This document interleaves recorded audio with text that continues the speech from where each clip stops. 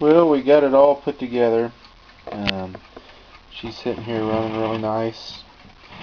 I wanted to kind of show off what it sounds like.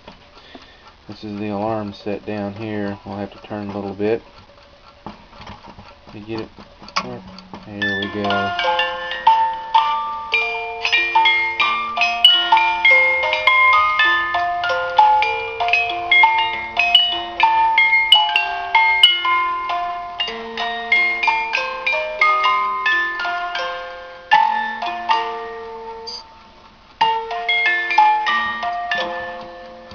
Anyhow, I don't have a shut-off, so when you wake up in the morning, I thought about adding a piece to it, but it would take away from its significance of what it is.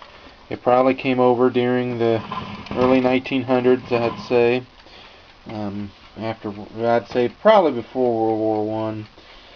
But anyhow, there it is, a music box alarm clock from Germany. It's made by KC Company, Germany. See ya.